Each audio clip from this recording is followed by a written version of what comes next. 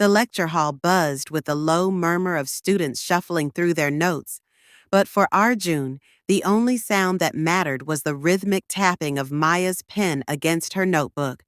It was a nervous habit of hers, one he had come to recognize over the years they had spent navigating the chaos of medical school together.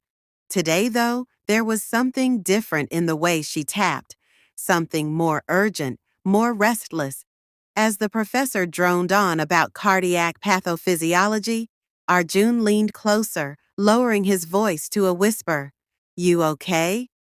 Maya didn't look at him immediately. Instead, she stared at her notes, the tip of her pen pressed hard against the paper. "I got my residency placement." His heart stilled for a fraction of a second before resuming its steady beat. "Where?" Her fingers tightened around the pen.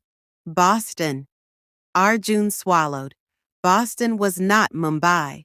Boston was oceans away. "That's incredible." She finally turned to face him, her dark eyes searching his. "And you?" He hesitated.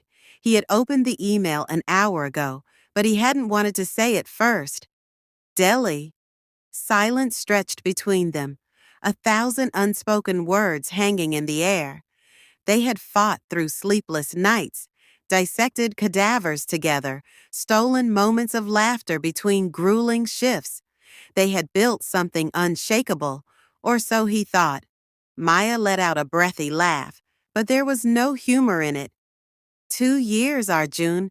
We've survived everything, and now this? His jaw clenched. "We can figure it out."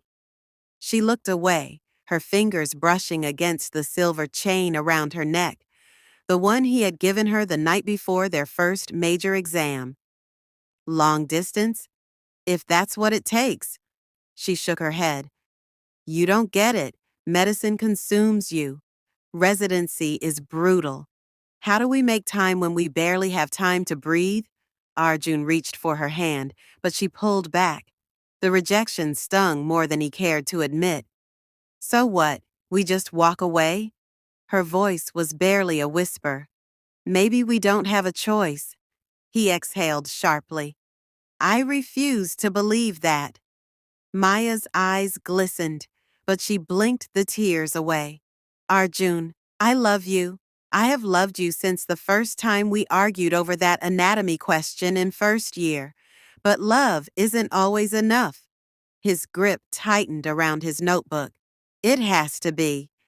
A beat of silence, then another, and then she stood, gathering her things as the lecture ended. She hesitated for the briefest moment, as if waiting for him to stop her, to say something that would make it all okay. But what was there to say when logic and love were at war? As she walked away, Arjun felt an ache settle deep in his chest. Maybe she was right. Maybe love wasn't enough. Or maybe, just maybe, it was the only thing that ever truly was. Days passed, turning into weeks. They avoided each other in hallways, in study rooms, in the places they had once occupied together. But love doesn't fade so easily, not when two souls have been intertwined by the kind of fire that burns through exhaustion and uncertainty. One evening, after a grueling shift at the hospital, Arjun found Maya sitting alone in the library, staring at a blank page in her notebook. He hesitated before sitting down across from her. "We don't have to lose this," he said quietly. She looked up, tired but still undeniably beautiful. "Arjun?" He reached for her hand again, and this time, she didn't pull away. "I know it won't be easy, but if there's one thing medicine has taught me, it's that the things worth saving take effort." A tear slipped down her cheek. "What if we fail?" "Then we fight harder," he said, squeezing her hand. "Because you and me, we're not just a love story. We're a partnership." For the first time in weeks, Maya smiled.